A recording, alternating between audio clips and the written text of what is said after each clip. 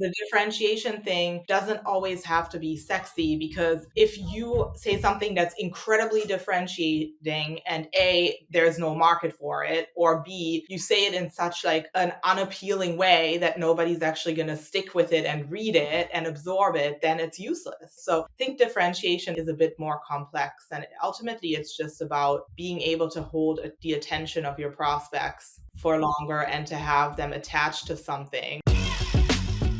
Hey, welcome to the Higher Ed Storytelling University podcast on the EdUp Experience Podcast Network. This is a show dedicated to helping higher ed marketers tell better stories, create better content, and enroll more students. My name's John Azzoni.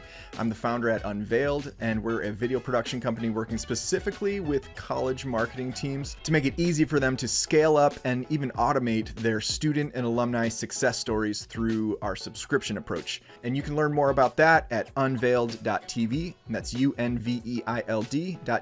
If you're listening to this podcast for the first time, go ahead and subscribe. We'd love to have you. And if you're wanting your college and university's content to resonate on a deeper emotional level with prospective students, with alumni, with parents, whatever, I want you to subscribe to my free newsletter. Every week I send out tips and insights on creating more emotionally resonant content, including examples and best practices from other institutions, articles and blog posts, that week's podcast episode, and much more. So head over to unveiled.tv/newsletter and sign up. All right, let's get on with the show.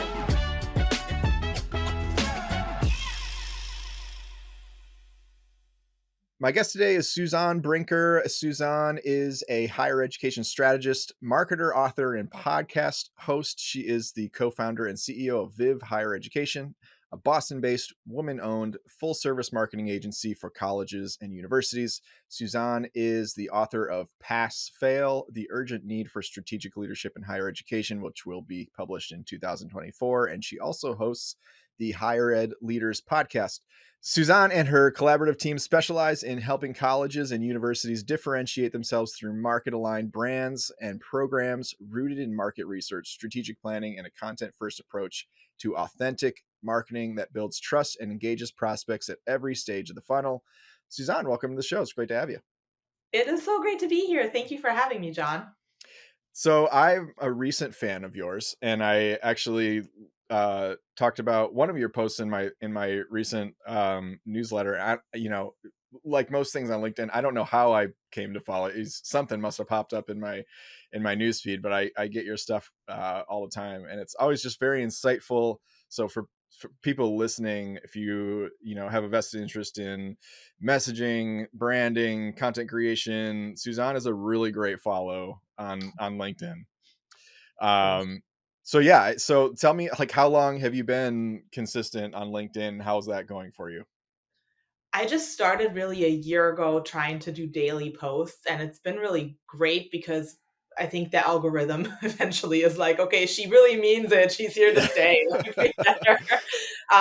So I partnered with a company to just do the snackable videos and content, and now actually we're taking that in house. So I have a team of 10, and so far it's really been me yabbering on LinkedIn about all the things that I believe, should be front and center on a higher ed marketer's mind or a higher ed strategist's mind.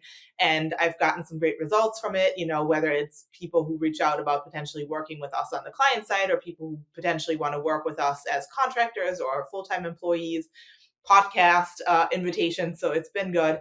So some of the people on my team want to kind of follow suit. And so we're doing it in-house now. And so it's just us, doing our own content planning, video editing, and we'll see. I'm really excited about it. We call it our content engine. It's a key growth strategy for the year, but it's fun. You connect with people that you otherwise wouldn't have connected with. And then when you go to a conference like AMA, or we go to UPSIA and things like that, you just feel a little bit less like an outsider. I always, the first couple of times I attended industry events, is like, this feels really cliquey. I don't belong here yet. It's starting to feel a little bit like I belong there a little bit more. Yeah. Mm-hmm. It's fun. And it's tough to be the founder of a business and also be the content creator for the business. So like my whole, Luckily, I like it. So sometimes I feel like I neglect other things to make content. I don't know. Yes, I Yeah. I have done that too. Like I get really carried away with making content and like writing the newsletter and all this stuff, and I just keep adding things like you know to my plate content wise, and then eventually I had to go. Okay, Mondays are my content creation days. Hmm. Tuesday through Thursday, I'm just shipping projects, like delivering videos, moving projects along, and then Friday we can go back to content, or we can do like more fun stuff. Like if I want to That's so learn some smart. new, I wanna you know, be that smart and segment out my days. it doesn't always work out like that. Like, to my kids are out, obviously they're out for the summer. They're in summer camp that only goes till 2 o'clock. And then, almost every day there's some surprise, like, oh, so and so's not feeling good. So you got to go pick them up. Or like today, my wife was supposed to pick him up from camp, and then I got the job. so, Yep. so it's like, it's always some I'm wrenches camped out thrown at my in. in-law's house for the month because we have 3 kids, and it just really helps to have 4 adults versus Yes, 3 kids versus 2. So I get it. absolutely. Travel is real. That's the reason too why this whole the digital nomad life I think is so idealistic, and I love it, and I would love to just pick up and go. But I'm like, we have 3 sets of grandparents within a 15-mile radius, so I'm like, Oh, we can't leave that kind of that's support. yep, we So, don't have that, so we have to travel to them, but oh that's also wow. fun. Yeah. Well, Yeah, no, cool. content is fun. I mean, that's part of it is I think I got into higher ed after I wanted to be a journalist, and so then I spent a lot of time in the marketing space and in a lot of meetings and doing no and so it feels really good to have a little bit of that journalism, that content creation, that writing back in my life now as well. So that's a really nice Yeah. moment to enjoy in the career right now. Absolutely. So we are going to talk today about um, differentiating institutional programs Yes. and sort of avoiding, as you call it, the sea of sameness, which I love. Like that's like one of my content pillars is like how to not be boring, Mhm. and how to not like make, well, in the video side, how to not make like videos that just look like it could be any college swapped in there. So Right. I'm really excited to jump into that. I want to kick us off with a question we ask every guest, which is, tell me something people would be surprised to know about you. Mhm.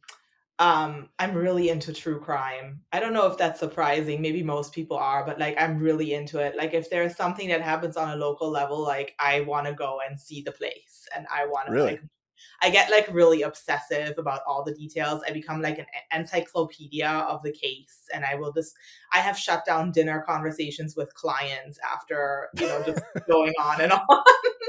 um, so that's a little bit of an off-brand thing, but it's That's fun. great. I love true crime too. That's like, those are the documentaries that fascinate me on LinkedIn.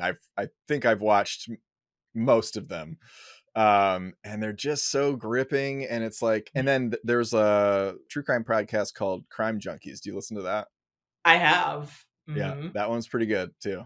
My thing is I'm not like I don't survey all, like some people are like, "Oh, this case and this case and this case," and they know everything.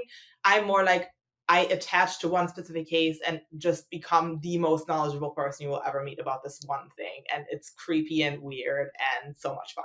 Interesting. I wonder what the psychology is behind the obsession with true crime, because it's kind of like a niche thing, but like everyone, it's just like universally gripping and The fascinating. true depraved nature of human beings, perhaps. I Yeah, don't know. something like that. Yeah, Okay, so you founded a higher ed company. So tell us in your own words a little bit about that, and I also want to hear about the book you wrote. So tell me about those two sure. things. Well, Viv is at this point almost 5 years old. Will be 5 years old in October, by which I mean on October 11th, 2019, my co-founder Coleman and I decided we were gonna start this together. We made a little website and we started trying to get clients. We didn't actually start working with a client until July of 2020 when the pandemic was well underway. So that was a little bit of an unexpected boost. Actually, initially, of course, it seemed like a huge oh shit, what did I do? Why did I leave my job to start this thing? And now there's this global pandemic. But I think ultimately it actually helped us because everybody was at home and it just became a lot easier to work at scale with different institutions all over, not just locally. Um, But yeah, I founded it because I had been in higher ed marketing at that point for about 7 years. I was at Penn State World Campus for 5.5. Left there as director of marketing with a heavy focus on online and international marketing for degree programs, and then went to Northeastern, where I also focused on as director of marketing on graduate and online programs for the most part. So I had that subject matter expertise, and I really loved higher ed. But I at this point was pregnant with my second daughter. I now have 3 kids. And I had this kind of entrepreneurial itch, and I had moved to the Boston area, and I thought, perhaps I could be freer and, be freed from these politics that happen and like the 10 meetings where I don't know when to go to the bathroom or eat food, Yeah. and sort of just the volatility of a large kind of complex university environment. I don't know. I just always had this entrepreneurial thing where I was like, maybe I could see what I could do by myself or with a small team of rebels or something like that. So I Yeah. think my daughter, Nora, who's my second, she was kind of the impetus where the cost benefit analysis just didn't add up anymore. Where I was like,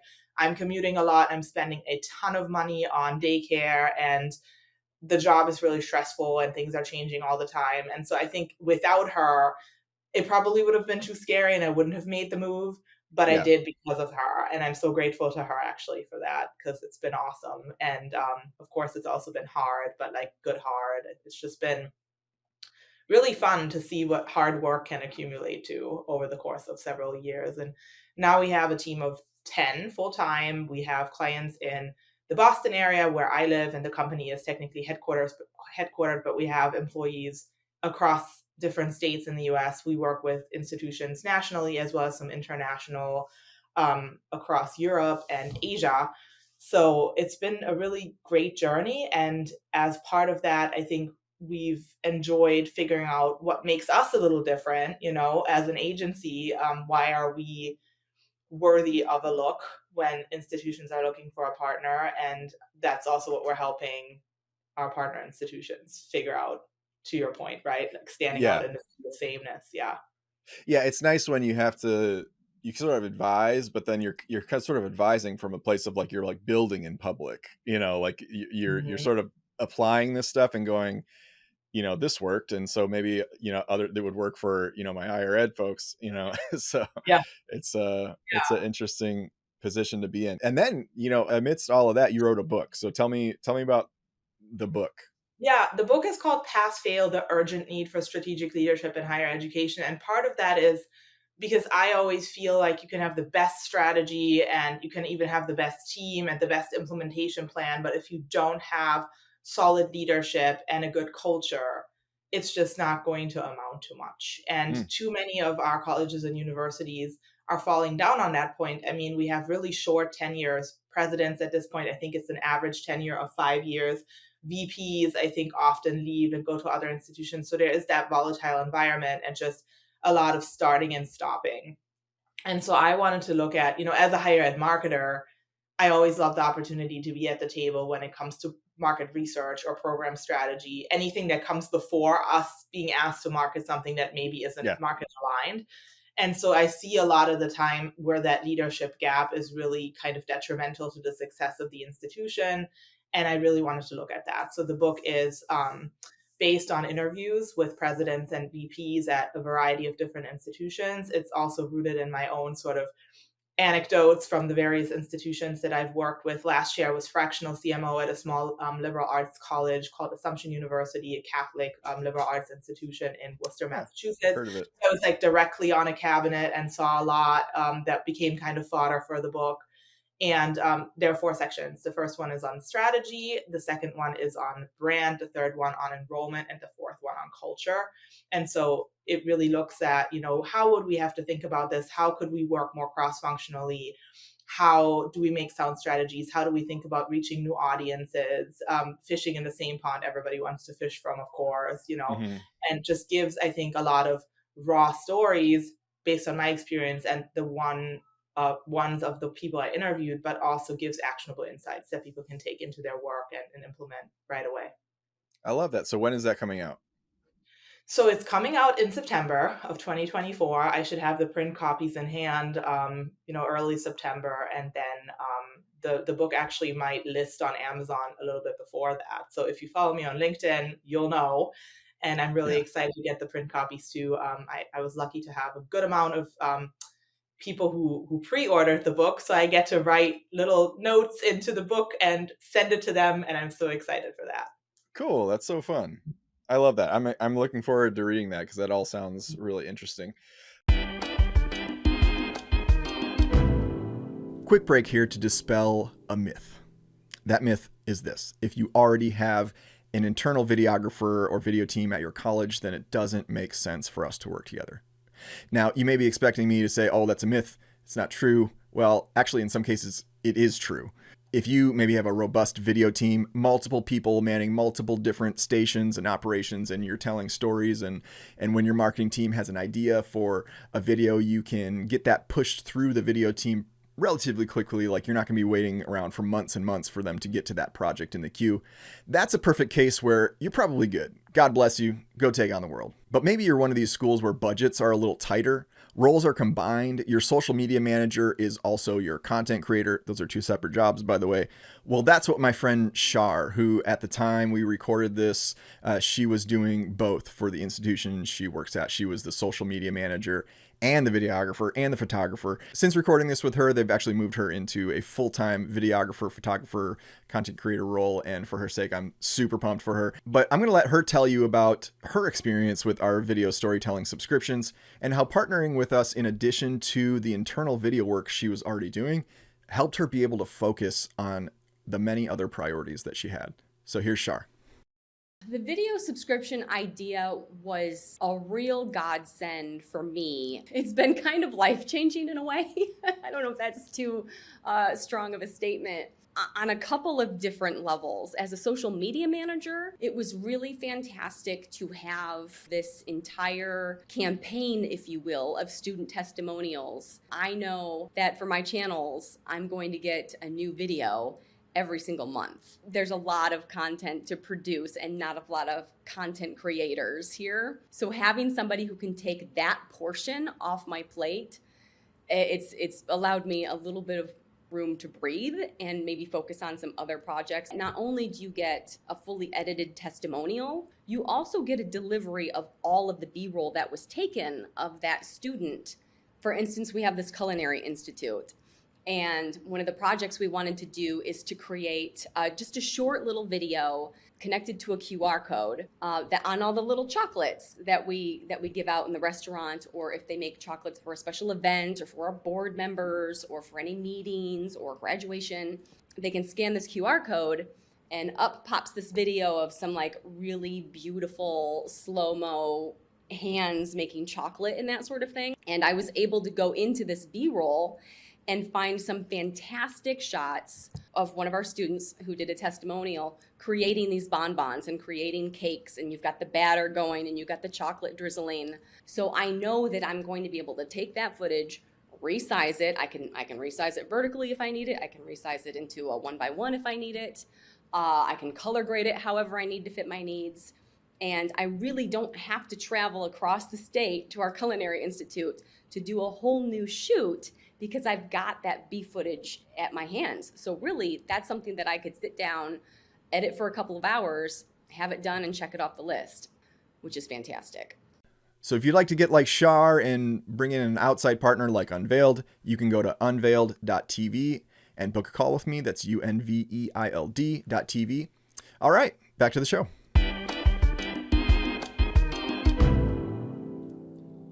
So we're talking about program differentiation in enrollment marketing. So let's just jump in. You got several points here that I'm excited to hear about. But talk to us about differentiation in general. Like, why is it important? How should schools be thinking about differentiation? Yeah. I mean, I think we all love the story. If you think about it from a blue ocean or red ocean perspective, blue ocean being there isn't a lot of competition. You've kind of invented a new category, and red ocean is there's a ton of competition, and you're trying to stand out from it. We all love the blue ocean stories, I think, in Mm-hmm. higher ed. Like, think about like an Elon that has actually Leo Lambert, the president who was there for 20 years, is one of the people I interviewed on my podcast and in my book. And it's just so fascinating because they really reinvented themselves from this Christian affiliated college that was really small to now a multi-denominational or multi-faith, I should say, right? Mm-hmm. Campus that has tripled their enrollment and is a top business school. It's incredible.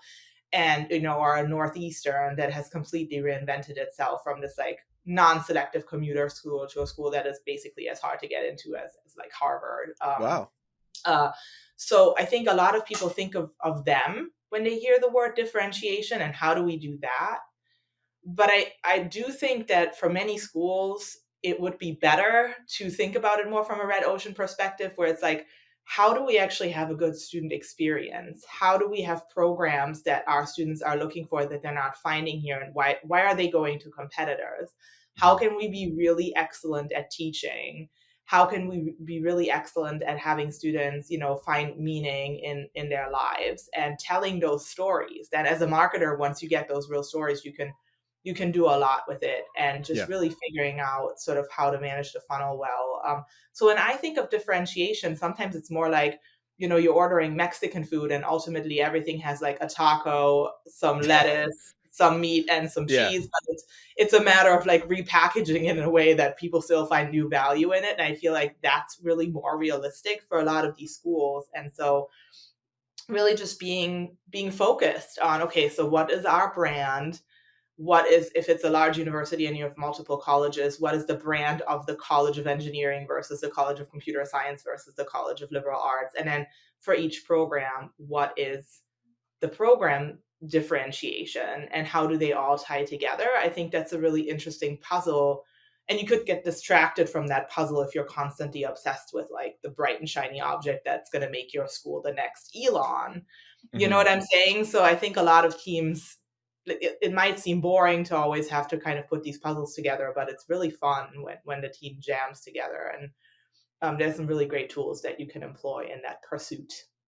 Yeah, I love the blue ocean, red ocean visual. Have you read that blue ocean strategy book? Yeah, I have. It's been a minute, and there are a couple people right now that I follow on LinkedIn who are not actually higher ed people who talk about the red ocean being the better place for many people to be in, and I tend to agree with that right now. That's Yeah. just the perspective in higher ed, because the bright and shiny object syndrome, I think, is a real problem on higher ed boards and higher ed cabinets, and it would behoove us to focus a little bit more on getting the basics right and excelling in those and telling those Yeah. stories well. I like that. And I think about that in terms of this pod. Sometimes I go off on these tangents about this, thinking about this podcast work, because I'll listen to some other podcast that's like, your content engine has to be like, it has to be like so different. It has to be like, Yeah. like just like so memorable and stuff like that. And I'm like, yeah, that sounds great. Like how would I like reinvent this podcast? And then I always come back to like, I don't know, like I kind of like what we're doing. Like, Right. I think it's really, when I think about my own agency, right, I started it because the decision to leave wasn't that I had this brilliant business strategy where I was like, I'm going to build an agency that has never existed before. I just thought this is a way to pay my bills until maybe I get another job. I mean, that's the mindset I started with. And maybe that wasn't the most strategic, like Harvard Business School right. proof, but it worked for me because ultimately I just worked really hard and got a little bit better every day and just was able to compete with some agencies that have been around for a really long time. And the differentiators that we bring are really, they're not earth shattering. It's like, we care. We are custom. We have a custom mindset. We really dig deep into your data. We are transparent with the data or with the targeting information and your spend information when we handle your media campaigns. We're not afraid to also train your team and help kind of hand over the keys to the kingdom instead of just keeping everything close. So like small differentiators, but for a savvy shopper of agency services, those are actually really aligned with the pain points that they're looking to resolve with their current partner. And I think universities can think about it in the same way. Like a student might be like, does this university have really great mentors? Do they have access to mentors that I could use or I could connect with to potentially get a leg up in this industry? Or Do they have healthy food at the cafeteria? Really understanding why are students going to the 5 to 7 competitors you're losing students to, and then resolving those pain points from a student experience and academic experience perspective, I think is a really good investment of your time when it comes to differentiation. But then, of course, Yeah. also telling those stories in the right places at the right time, like throughout the marketing funnel, figuring out when is it the most important timing to tell someone that we do this differently. Yeah, I love that. And I think when we think differentiation, we always think, yeah, what is this blue ocean idea that no one's ever thought of? And it's sort of like, well, how many different ways can you spin the college experience? Right. Before it stops becoming college. Mhm. So I think it's refreshing to hear someone say, like, hey, just like lean into that, like you're a college, and just do the basics well and figure out how to communicate that. And one thing I like about your website, the Viv Higher Education website, when I was just kind of perusing it this morning, I was like, at a glance, you're not doing like, it's not like you guys are doing some dramatically like crazy different brand agency kind of style thing, but I always thought like this website stands out from all these other higher ed branding, marketing, messaging agencies that I've seen, it just in the way that you communicate it so clearly. And like, I felt like if I were a school, I would feel like, so like this person gets it. Like it just felt like you have a plan. This is how you want to take me from A to Z. I don't know. I don't really articulate that well, but I just had So got the, kind. I will share that with the team. They'll be really excited. We are also going through like a kind of brand exercise right now. And because now that we're 5 years old, I think the team that we have wants to take ownership of the brand a little bit. But I love that you think that we're being clear and that the expertise shines through for sure. That's very kind. yeah. And Uh, I think that's a lot of times where colleges struggle is it's just like you go on to a landing page about the College of Education or whatever, and I went on right. someone's page recently, and I'm like, what is this? It was like a novel of text, and just visually like overwhelming to where I was Right. like, I don't even care what you do. Right, and I'm that's like, where, like, the differentiation thing doesn't always have to be sexy, because if you say something that's incredibly differentiating and A, there's no market for it, or B, you say it in such, like, an unappealing way that nobody's actually gonna stick with it and read it and absorb it, then it's useless that you have yeah, something really different to say. So, I think differentiation is a bit more complex, and ultimately, it's just about being able to hold the attention of your prospects yeah, for longer and to have them attached to something, whether it's a faculty member or an extracurricular activity that they're looking for, or just a student experience. And yeah, that's, I think, where a lot of our work is focused. cool. I love the Mhm. kid ambience in the background. It's just Sorry, I'm it's texting my such a phone. I'm like, great. dude, I'm on a podcast. Like, what are you doing? I'm like, that's my house. If I like my kids were around, they'd be like, my daughter would be coming in and be like, hurry up, dad, we're supposed to play Uno. Like, Yep. so anyway, I love it. So you're mentioning like, why are prospective students leaving to go to other schools, and digging into that, like what kind of market research should colleges and universities be doing? How should that Yeah. play out? Yeah. That's the other thing. I think a lot of schools spend like hundreds of thousands of dollars on market research that ultimately tells them, for the most part, what they already know. And then the report ends up sitting on the shelf Yeah, and isn't actionable. And they paid an external agency for it and actually, in the process, learned nothing. yeah, So I'm a proponent of making market research part of your everyday work. And really, if you're going to partner with external partners to help you do that, you should find an agency that is willing to help your team learn how to do research on a daily basis. mm, At Assumption, I had a lot of fun building what I called an internal market research incubator, because we had sent out an RFP. We had gotten all these responses from the big research firms to do this graduate program differentiation study.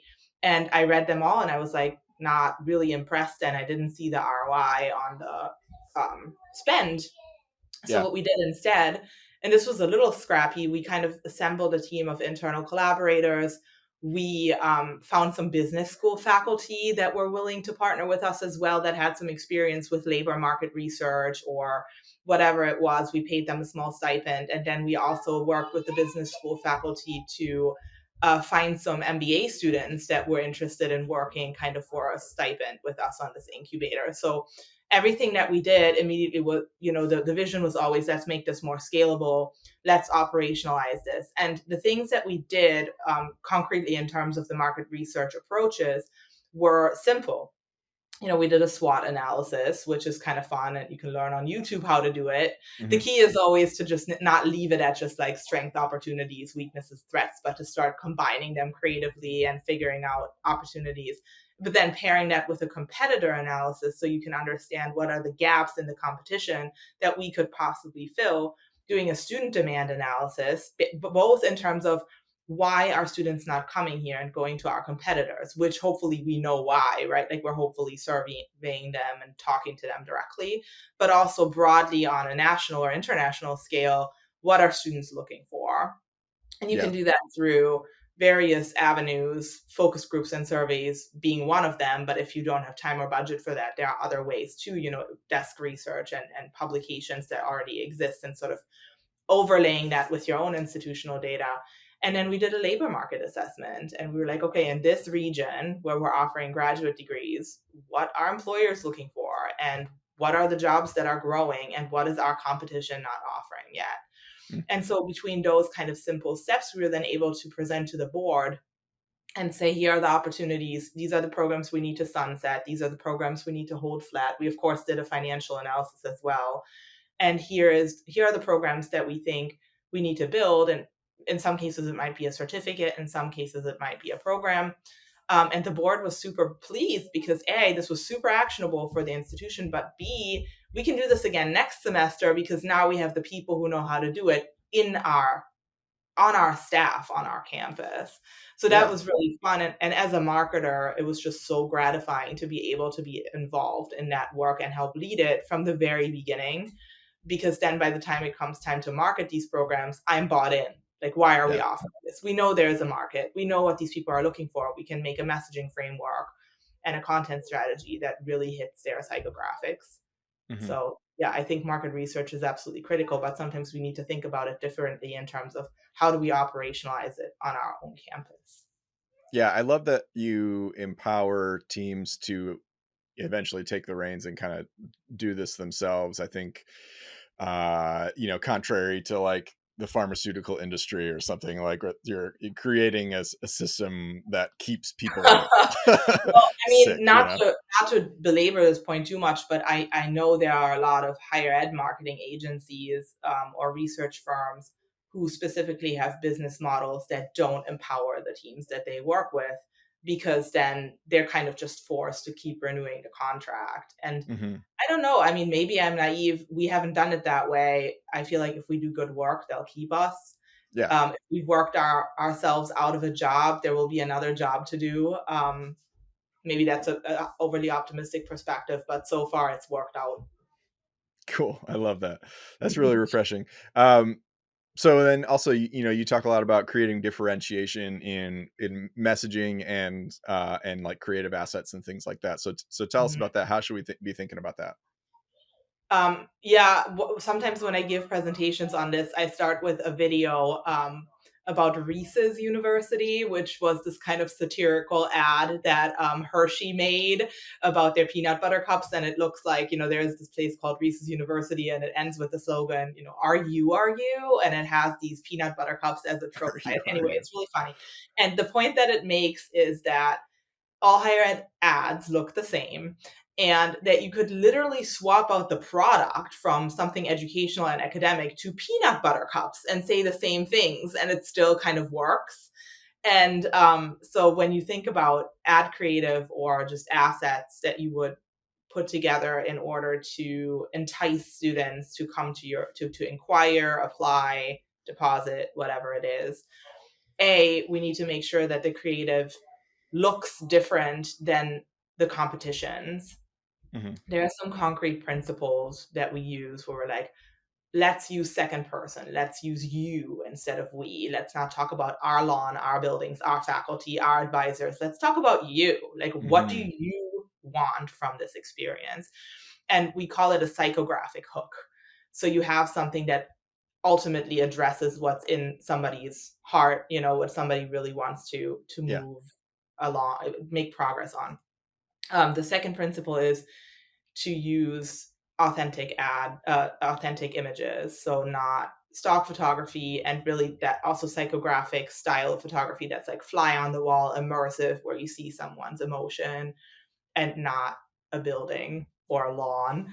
Right. Um, and then just making sure that there's something outcome based or some proof points, whether that's on the creative, which sometimes you don't have the opportunity to really put it on the creative because digital platforms want you to keep the creative clean. The algorithm actually deprioritizes your ad if it's too crammed with text, but you have some space, above the image or below to Mhm. make your case. And having some sort of outcome proof points, and sometimes you can do that through a testimonial or a student story. And then lastly, just making sure that the brand is recognizable and consistent, so that people can associate you as they kind of see your stuff throughout their journey, that they know that it's from your institution. But more broadly, too, I think what we're really trying to push institutions to do is moving away from that really salesy, almost like corporate look and feel of an ad, and really rooting it in stories. And by stories, I don't necessarily mean testimonials like, I would recommend XYZ Right. university to anyone. I now have a job with a Yeah. six-figure salary, but rather truly vulnerable and raw stories about someone who maybe was at risk at not persisting throughout their first year. And the reason Yes. they did is because they had an amazing faculty member who took them under their wing, or someone who was an athlete and suffered an injury and helped, figured out how to turn it around on campus. Somebody who didn't think they could afford college and they came there and now they're thriving. And actually putting those stories in an ad, so that Mm. somebody is enticed to click through, moving away from that really salesy, like I said, inauthentic, stale, beat you over the head with it type of approach to this truly authentic, engaging, trust building approach.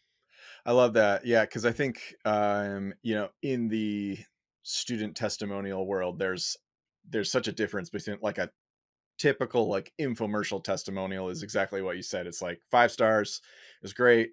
I wanted to come here for this reason, so I came here and I did the thing, and now I'm doing the thing out in the real world. It's like that's technically a story, but just not, people aren't going to be like lining up at the box office, to Yeah, to see that. right. But what I always look for as a storyteller in stories is like the big thing is there some sort of personal thread or what I would call like a side door story, Mhm. like something else that we can ride that river and eventually pass through the brand, um, and there's nothing inherently wrong, I think, with like a traditional testimonial, because I think, it's like saying, well, are Google reviews bad? Well, no. Like, I mean, sometimes it's helpful to see like point blank, did someone like it? Did they get the value out of it? Mhm.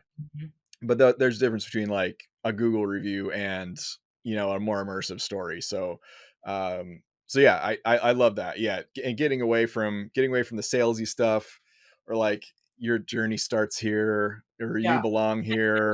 Your point, yeah, your journey starts here. To your point too about Google reviews aren't bad. Similarly, of course, we need application reminders or deposit reminders, and instead of just sending a reminder that's like apply today, apply now, apply by midnight, your last chance is now. We can pair those asks to with something that adds value to someone's life, Mhm. whether it's a story or a content asset or some meaningful outreach. And I think that's where we have a lot of room for improvement in higher ed, where in other industries that personalized, dynamic sort of nurtured journey has been, we're a little behind. We have to Yeah. catch up. Yeah. Yeah, definitely. I'm a huge proponent of in content marketing, no matter what you're saying, like have it add value. I mean, Right. it's And build trust. yeah, like in some way, entertainment value, some sort of insight, thought leadership value. You know, find a way to bring something else to the table other than the ask. Mhm. And I think that's just like a really, yeah, powerful thought that I think more colleges need to be aware of. You know, especially if you hang out on LinkedIn enough, it's amazing to me how many like marketing leaders are just terrible at content marketing, because it's just like all they post is like me, I got this Mhm. certification, I'm hiring, come work on my team. To announce, yeah, I'm Yeah, humbled to share right. that.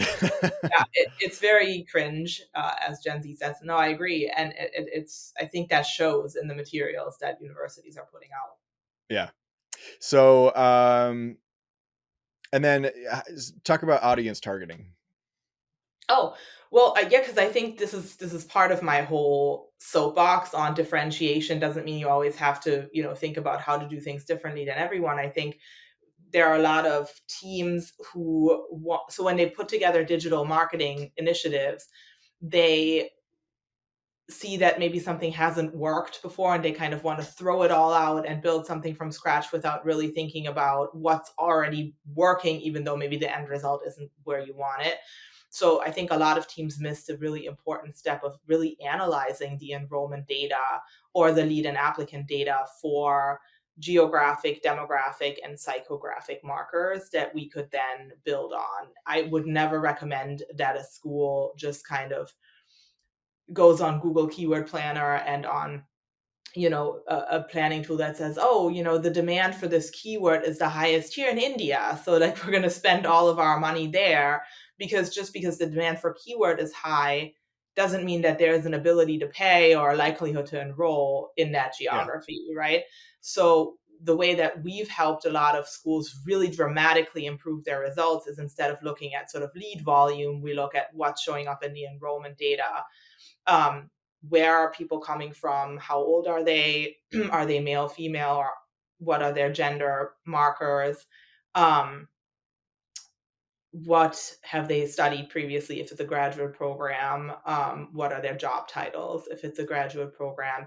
And psychographics, I think, show up a little bit less in enrollment data. Like, what is someone looking to achieve? Are they looking for, if it's a graduate program, like a career pivot or to get promoted, or to just kind of advance in their current field? Or if it's an undergraduate program, sort of what is someone's key priority when they're selecting an institution. But we can find that out by talking to admissions counselors and looking at their data. So kind of matching those up. And then we recommend that 80% of the money that you're spending on your marketing should go towards those segments that are already proven in your enrollment data, Yeah. and that 20% be set aside for testing, because your competitors are having a lot of success with this, or the industry trend is that, or there's a new geography that maybe we haven't tried before that's looking promising. And again, I think that's just kind of basic stuff, but a lot of teams miss it. um, Yeah. or they work with agencies who are only being held accountable for lead volume, which ultimately does very little for your enrollments. That's another issue. Yeah, that's the thing. It's like you have to, you know, it's like what I said about the pharmaceutical companies. It's like you have to judge people by their incentives, you know. Yeah, yeah, yeah. You know, people that are incentivized to deliver leads are going to deliver leads at all costs, even if they're garbage leads. Mhm. But yeah, I think it's a good thought. And this So is where it comes down to leadership as well, because in many institutions, the reason that agencies get away with saying, well, we got you these leads and that's all we are responsible for, is that institutions don't have the MarTech in place to be able to follow leads all the way through to application and enrollment. And honestly, for a president or a provost to show up and say, this really matters, we have to resolve this so we can hold our agency partner more accountable for the results, would be a huge game changer. Because if a president or a provost says that, unfortunately, it matters a yeah. lot more than the director of enrollment says it sometimes. And, Yeah. and that leadership piece is just so critical. Yeah, super interesting. And then so when you get into a lot of what you talk about is like content first approach. Mhm. What does that mean? How should that be lived out? How should schools be thinking about that? When we say content first approach, we're really getting at this issue that at a lot of institutions, content and paid media are handled in silos. So Mm, you have maybe an agency partner and a couple people who are responsible for lead generation, and then you have an entirely different team that's responsible for maybe making content, whether it's blog posts, video, ad creative, whatever it is, and they're not really talking to each other or they're not incentivized to collaborate really effectively. So when we talk about a content first approach, number one, we're talking about breaking down that silo and really seeing the two of them as an integrated function. And then secondly, what I already discussed, right? Going away from this really stale and authentic salesy to the more engaging, authentic, trust building approach, and just making sure that at every step you offer value to someone, whether that's through a faculty toolkit or a faculty video where the faculty member really talks about their research and inspires someone, whether it's a template that helps you ask your parent to come to pay for a pre-college program, or for some sort of extracurricular opportunity, or your employer to help subsidize your master's degree. There's so much value we can add to someone throughout the journey. And so when we work on engagements with institutions, we always come from that content first approach where we're saying, here's who we should target, here's how much we should spend on this segment, what content can we offer them, A, as a lead magnet where it makes sense, and B, to continue being top of mind. We also do a lot of things where once we've generated the leads, leads tend to be really qualified on Google, for example, and much more targeted. LinkedIn tends to be really expensive. So if we don't have a robust budget where it makes a ton of sense to generate leads on LinkedIn, we'll actually upload the leads that we got from Google to LinkedIn and we'll start nurturing them there. So things like that, where it's really, we're thinking about it as a long game. And we understand that, especially in the graduate space, it can take 6 to 18 to 24 months for someone to make a decision. So it's not a one and done thing. It's yeah, it's a continuous effort. And yeah. we have to give them fresh content, or if all they ever see from us is just these pushy reminders, they're going to tune us out. Yeah, and with the enrollment cycle being that long, the idea of consistency, I think, comes into play so much. Is people see one message from you or one ad or something like that, they might be impacted, but in a couple of days they've forgotten about it and they're on to other things. Like you just have to constantly be staying top of mind. Mhm. And that's where I think like content repurposing is hugely beneficial to where Mhm. And um evergreen content, yep. yeah, if I remember correct, when I was on your site, content repurposing was something I saw on there. What how do you guys Well, I mean, we'll sometimes work with, for example, we have a few clients in the executive education space too. So people, targeting people who are in their jobs and who come to an institution for um, lifelong learning opportunities. And what we know about those audiences is that often they really attach to specific faculty members and their research, and they sort of binge those faculty members. And ultimately, they select courses that are taught by those faculty members. So if we can be really efficient and come in once a year and record video of that faculty member and interview them, we can then turn that content into all kinds of different assets, from long form videos for the website to snackable videos on LinkedIn and what other social channels they're using, to, like I said, faculty toolkits that can become lead magnets, to social media posts, to email nurture videos and touches.